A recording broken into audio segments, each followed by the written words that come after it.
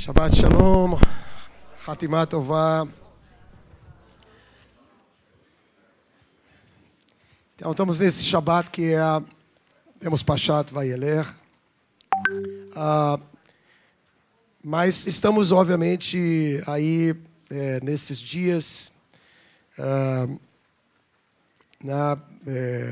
já impactados pelo mês de Elul que acabou, por Rosh Hashanah que tivemos aí intenso, Sheraton, depois aqui mesmo na sinagoga, de madrugada, lá na Pedra do Arpoador, e continuamos aí fazendo Selichot. Estamos aí sintonizados com esses dias que nos levam até o dia do Kippur. E, obviamente, esse Shabbat tem essa palavra própria, o texto que a gente vai amanhã estar lendo da Torá, que nos acompanha essa semana. É um texto bastante, toda hora, a palavra Tshuvah, Shuv, Lashuv, aparece desde Nitzavim. Isso é quase que um mantra, né, desses dias, da gente saber fazer esse movimento, né? Estamos falando sobre ele em vários sentidos, mas queria abordar uma questão assim que é muito interessante, porque uma das coisas que justifica o toque de shofar, ou explica o toque do shofar, existem várias explicações, mas uma das mais oficiais da tradição judaica é que a gente toca 100 vezes. Vocês repararam que durante a Tefilá, o Ezra, no início, fazia ali vários toques, né, que foram mencionados. A gente fez o que a gente chama os toques em que a gente ficou sentado. Depois a gente fez toques durante a reza silenciosa. E depois a gente fez aqueles outros em que a gente faz quando fica levantando e sentando. O que a gente tenta fazer ali, eu não contei, se algum de vocês contou, a gente tinha que fazer 100 toques. Né? A gente tinha que lishmoa com o shofar 100 vezes. E o Ezra, nosso Baal Tekiah, ele fez 100 toques. Se contar Tekiah, Shevarim, Truá, Tekiah, Shevarim, Truá, né? Nos que fizemos no meio ali daqueles rituais e também no silencioso, compõem. E de onde vem essa ideia de que a gente tem que fazer esses 100 toques? Porque, obviamente, no Kippur a gente vai fazer só aquele final, mas de onde vem essa ideia dos 100 toques? E os 100 toques vêm de um lugar muito estranho, que no Talmud aparece, de que é uma lembrança dos 100 choros da mãe de Sisera, né, que era um soldado. É um relato que a gente tem em Juízes, em Shoftim. E ali essa mãe esperava o filho. Ele era um guerreiro, e ele sempre voltava de batalhas, né, e uma vez ele não volta, e ela fica. São 100 choros que ela realiza naquele momento. E essa é a explicação que é dada desse número de toques de shofar, mas é um pouco problemático, assim, porque ela não é uma pessoa central, não tem nada, a figura específica, né? É um detalhe, é uma coisa que aparece nem a da Torá, é num livro que já né, que está ali nos Neviim, já está numa parte menos importante. Então, assim, qual é o elemento? É o choro? Tem muitos choros. Tem choro de Esaú, tem choro, infelizmente, não falta na nossa história, né? E a gente guardar essa coisa tão específica, tão ínfima ali do texto. Enfim, vamos tentar entender sobre o que se trata e por que teria a ver. Eu acho que, particularmente com esses dias intermediários aqui, esses Yemei Teshuvah, esses dias de Teshuvah. E uma das coisas mais interessantes que tem quando as pessoas enfrentam alguma forma de adição, de terem problema, de estarem ali presas a alguma substância, todo mundo vai buscar os AAs, esses lugares que são para alcoólatras, que são para pessoas que têm adição na área de drogas e tudo mais. E, normalmente, o primeiro encontro... Alguém aqui já foi... Não. Eu já fui. Tá? Eu já fui com amigos, etc. E já fui por curiosidade. Né? E é um trabalho muito bonito. Mas quando você vai no primeiro encontro do AA, né, o que acontece naquele encontro é que senta um monte de gente juntos e basicamente cada um conta a sua história. E quando passa ali, eu tenho sempre um administrador e tudo mais, ele pergunta assim: Newton, o que você veio fazer aqui? E a maioria das respostas nesse primeiro encontro é assim: não sei. Minha esposa que me falou que eu devia vir, a Esther. Mas não sei. Ou então alguém diz assim: é porque eu bebia, mas já está controlado. Isso vai rodando até que alguém chega e diz: não, eu tenho um problema. Eu sou uma pessoa que tem uma adição. E quando isso quebra, começa uma outra rodada, que é o famoso denial, é a nossa negação. E a gente sempre faz isso, a gente sempre nega. É muito difícil para a gente dizer hatati, pequei, mandei mal. Não é simples. Qualquer coisa, quando a gente está errado, quando a gente escolhe uma opinião, emite essa opinião, é tão difícil reconhecer: errei, pequei, mandei mal. E isso porque o nosso cérebro ele é programado. Uma das funções maiores do cérebro é nos proteger. Ele dá comandos de avanço e fuga o tempo todo. A programação maior do cérebro é vestir a minha camisa. Então, para o cérebro dizer hatati, né, não é simples. Não é simples. E, normalmente, isso vem de criança. A gente sabe das crianças, né? Você faz uma arte, você faz alguma coisa errada. É muito difícil você dizer: mãe chegou em casa, hatati, mamãe. Não. Você tenta falar sobre qualquer coisa para não ver a bola que bateu no vaso, que quebrou, né? E tá todos... Você vai fazer tudo o que for. E o mais comum, né, no segundo momento, quando você não consegue distrair daquela condição, o que a gente faz normalmente? O que o nosso cérebro faz? E é o cérebro de criança, mas eu acho que cérebro é cérebro. Né? Não se acompanha até que alguém diz: parou a atividade cerebral. O que a gente faz quando a gente está sendo cobrado? Mas como que você justifica normalmente? Qual é a forma mais comum de justificar? Achar uma desculpa. Né? Mais do que a justificação, talvez assim que sejam os detalhes do que aconteceu,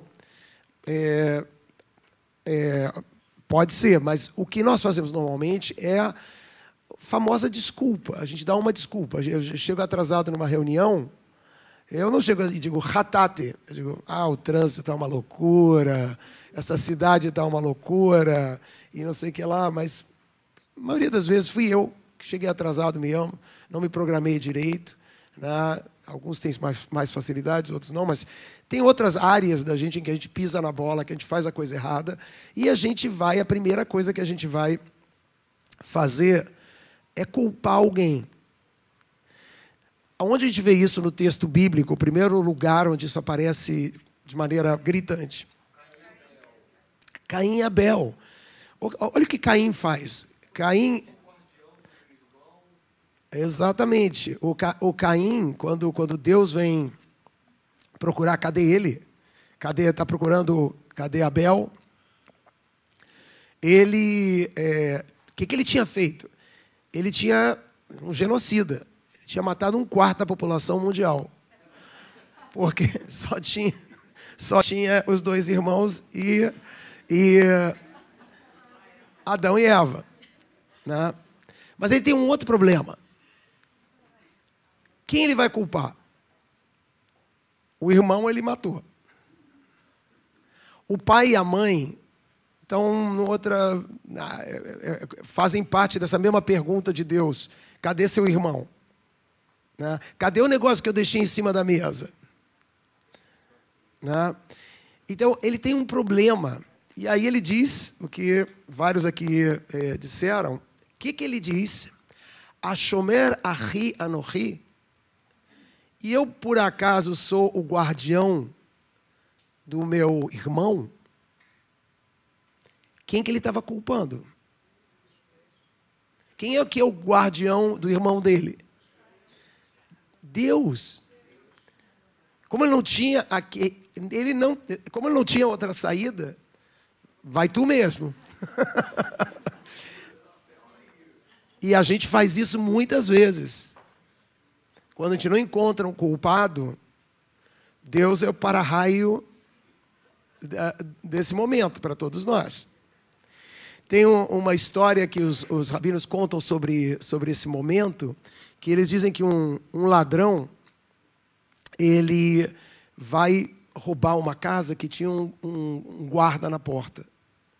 E aí ele dá um jeito, dribla o guarda, entra na casa, assalta, mas depois ele é pego. E aí ele vai ser julgado. E aí, quando chega no julgamento, ele se explica. Eu estava fazendo só o meu trabalho. Mas o guarda que não fez o trabalho dele. Ele estava lá para ele me impedir de entrar. Eu só estava fazendo o meu trabalho. Né?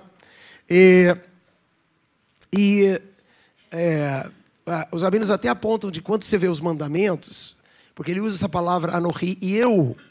Anohi é a palavra, talvez, o eu mais eu. Esse que o cérebro está protegendo é o eu Newton. Ele não quer passar vergonha, ele não quer passar qualquer situação, não quer pagar nenhum preço. Né? Então, esse anohi, os rabinos faziam uma conexão entre os mandamentos. Se você lê os mandamentos quando tem nesses quadros que tem os 5 mandamentos iniciais, os 5 depois, de um lado tem anohi e do outro lado tem lo tirtzach, não matarás. Então, que é essa associação entre Caim, que diz anohi, e o meu eu é responsável pelo meu irmão, conectado com o mandamento de não matar. Né? Mas,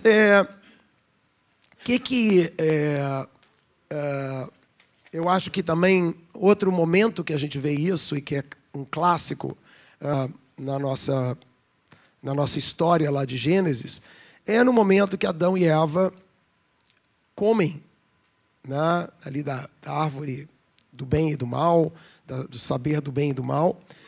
E quando Deus vem cobrar, a coisa mais difícil, talvez se Adão tivesse dito, hatati, pequei, mandei mal.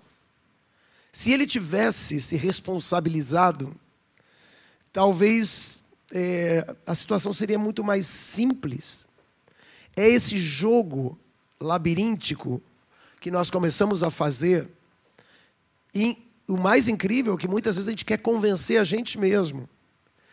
Esse é o lugar talvez mais complexo, em que você quer convencer. Você estava no lugar do crime, era a sua mão, mas você começa a andar por um labirinto, assim, mas era a minha mão, mas você encontra uma maneira totalmente absurda. Né? Você vê hoje isso nas narrativas. Né? Tem narrativas sobre o que aconteceu, e dependendo se você torce para o time A ou o time B, foi pênalti, foi uma atitude de violência extrema.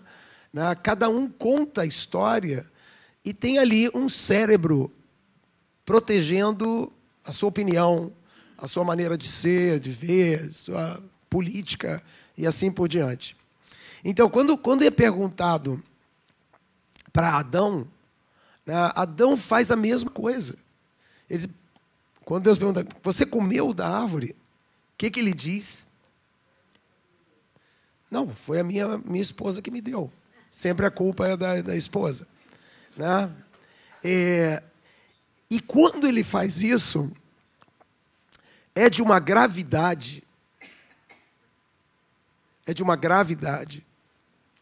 Porque esse processo é o contrário da tchuvá. Esse é o processo de fugir da tchuvá, de negação.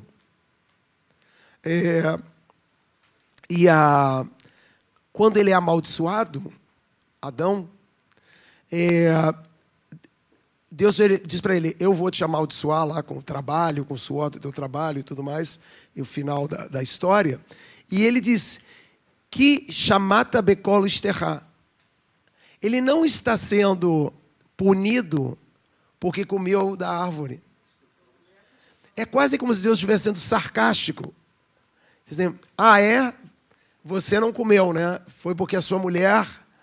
Então, a maldição é porque você ouviu a sua mulher. É quase como se fosse uma ironia. Né? Você que decidiu comer. O fato de que ela estava ali não exime você dessa responsabilidade.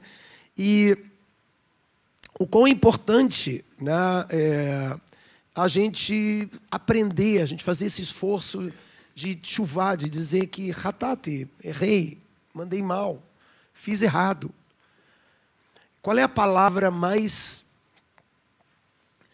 comum quando você quer inventar um culpado ou uma desculpa, que é essa? A desculpa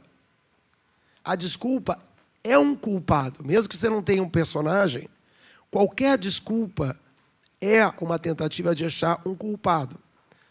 Quando as crianças caem, são pequenininhas, né, e elas batem com a cabeça e elas começam a chorar, quantas vezes a gente começa a bater na mesa? Oi, que feia a mesa. Você não está ensinando nada legal para o seu filho, porque é ele que bateu, ele que tem que tomar cuidado para não bater com a cabeça. Mas, assim, na tentativa de, sei lá, de acalmá-lo e de ajudá-lo. Porque veja que curioso. Porque a criança está processando dor e ela está processando também o que eu fiz de errado. Porque eu já passei aqui por essa mesa várias vezes, nunca aconteceu isso. Dessa vez eu levei esse tombo, que eu vinha a 100 por hora, né? Mas ela que tem que processar isso. Se você arranja um culpado e é a mesa, um objeto inanimado, né, você produz uma dificuldade de você elaborar. Você também vai pegar para a criança assim, ratati. Né? Você vai querer que a criança diga que ela é uma pecadora e que vai fazer tchuvá daquele ato que ela fez. Mas tem um jogo ali de começar a introduzir esse sentido crítico dela perceber, exatamente para ela não repetir aquela situação num outro momento. Então, o grande trabalho nosso nesses dias é fazer uma revisão de todas as coisas na nossa vida onde a gente provavelmente faz isso. Onde a gente nega uma série de coisas. Onde a gente estabeleceu, até às vezes voltar atrás, porque a gente estabeleceu uma desculpa. A gente estabeleceu até um culpado. E a gente... uma parte importante da tchuvá é desmontar essas coisas para você chegar, né, agora que a gente vai começar Vidu e a gente vai começar com aqueles atos todos de Achamnu, Bagadnu, Hatanu. Né? A gente faz aquilo e a gente não fez em Rosh Hashanah. Não tem essa liturgia em Rosh Hashanah. Porque Rosh Hashanah é, como eu estava falando lá no primeiro ou segundo dia, aquele é um momento da essência. Agora é que você vai pensar nos detalhes. Agora que você vai pensar, né, em Rosh Hashanah, você quer saber se a sua árvore está plantada no lugar certo. para o ano ser fértil, para as coisas serem férteis, é bom você estar com a sua árvore plantada no lugar certo. Agora, esses dias, e até o dia de Kippur, é para ir lá tosar lá os galhos das coisas que estão ruins. Mas as coisas que estão ruins, a maioria delas já foi cristalizada em galhos, onde o que sustenta aquele galho ruim, o que sustenta aquele galho ruim é uma desculpa. Uma incapacidade da gente de maturidade, de assumir responsabilidade, né, e de cuidar de alguma coisa que precisa de cuidado. Porque como você botou naquela gaveta, resolvido, culpado é o meu inimigo, culpado é tal pessoa, o culpado é a gente culpa todo mundo. A gente vai para a terapia para culpar pai e mãe. Ou então você vai culpar o colégio. Aquele colégio que eu fiz era péssimo. Acabou comigo. Tem um processo aí que a gente faz o tempo todo, de estar culpando as coisas, que é aquela conversa com o motorista de táxi. A conversa com o motorista de táxi é sempre essa conversa das coisas que estão ruins, de quem é que é responsável. É toda uma conversa. É o motoqueiro, é o prefeito, obviamente, a manutenção das coisas. Mas você está o tempo todo... Claro, menos a gente. E aquilo é uma construção que... Por que a gente fala com o taxista sobre isso? Porque é ameno. Quando eu falo que a culpa é sua, que a culpa é dele, que a culpa é dela, fica ameno. Fica gostoso.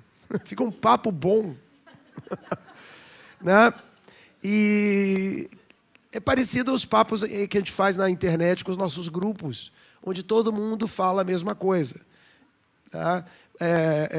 E todo mundo culpa as mesmas pessoas. E todo mundo concorda. Fica muito gostoso aquele papo. Quando você todo mundo concorda quem é o culpado, há uma paz estabelecida. Não é? Pois é. Então, esses dias todos é para a gente fazer esse trabalho, gente. Cada um de nós, cada um sabe dos seus buracos. Cada um sabe aonde lá atrás parou e deixou pendurado num culpado, numa desculpa, algum trabalho para fazer. E agora é a hora de fazer esse trabalho. Tem um jogo muito interessante que é o mês de Elul. A gente sempre brinca com aquelas letrinhas.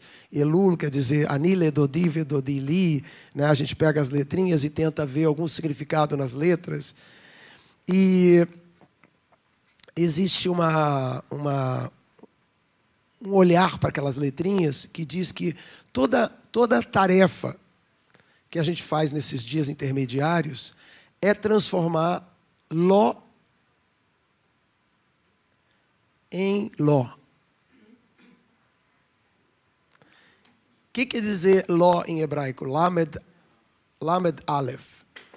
Não. Não fui eu. A primeira palavra... Então, não fui eu. Não. A recusa, a negação. A negação é o Ló. E o que é Ló em hebraico com Vav? Ele, eu falando, quem é o culpado? Transformar, achar o sujeito dessa negação. E se você olhar, essas são as letras de Elul. Porque Lamed Vav e Lamed Aleph.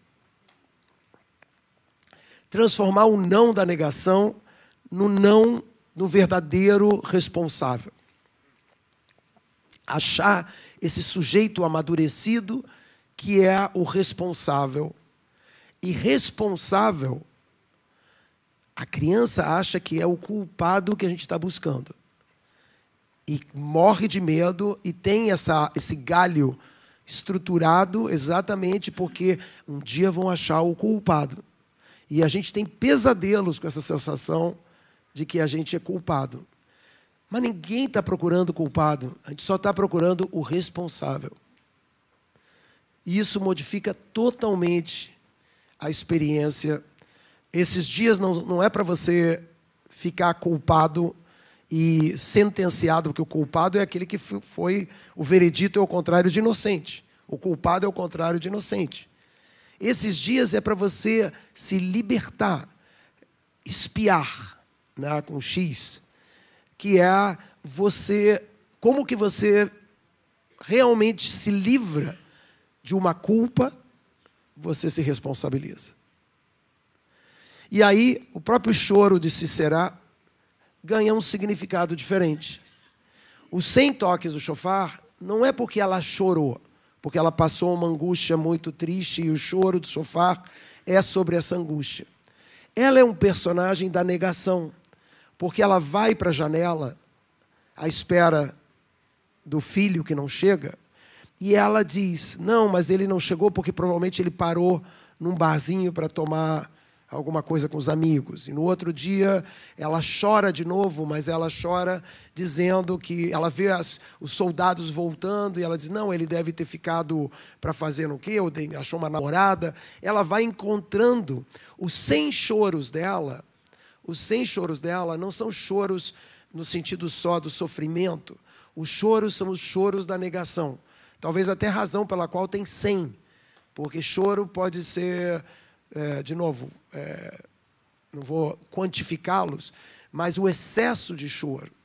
O excesso de choro é alguma incapacidade de lidar com as coisas, até de se responsabilizar pelas perdas que acontecem na vida da gente.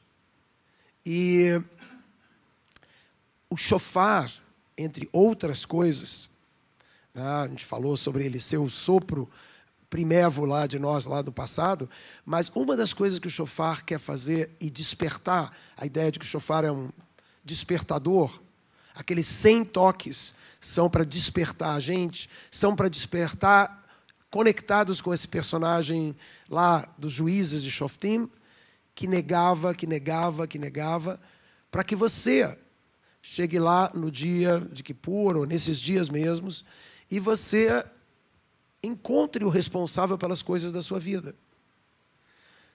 Que você desmonte esse lugar onde tem as desculpas e os outros culpados das coisas que acontecem com você e encontrar um alívio. E nós fazemos em cada um daquelas confissões, nós começamos dizendo que nós somos tzadikim, que nós somos justos, que nós somos terrorim, que nós somos santos. Aval. E aval aqui é uma palavra que é a palavra nevrálgica de toda a desculpa. É a palavra que todo mundo usa. Quando eu quero, se eu quero me justificar, e se eu quero não dizer eu errei, eu digo, olha, eu errei, mas... Pronto. Soltei essa palavra e eu não disse hatat. Porque você tem mas, você tem aval, já o meu cérebro já resolveu o meu problema. Então, naquele caso, o aval está no lugar ao contrário. É um aval que diz, que desmonta todas as desculpas. Eu sou justo, eu fiz isso, eu sou um cara legal, sou um cara bacana. Né? Esse aval é o aval pivotal aqui, onde diz, não. Mas eu, eu fiz. E isso, de novo, é libertador. Isso não é um lugar assim de pesadelo, onde você é o culpado de tudo, onde você vai sair com a cabeça baixa, onde você vai sair, né, com péssimo autoestima e tudo mais. Muito pelo contrário. É você tendo a oportunidade de se livrar de culpas que você carrega Porque você pode enrolar sua mãe, você pode enrolar seu psicanalista, você pode enrolar seu vizinho, mas você sabe. E você vai livrar você dessas armadilhas da negação. Shabbat Shalom.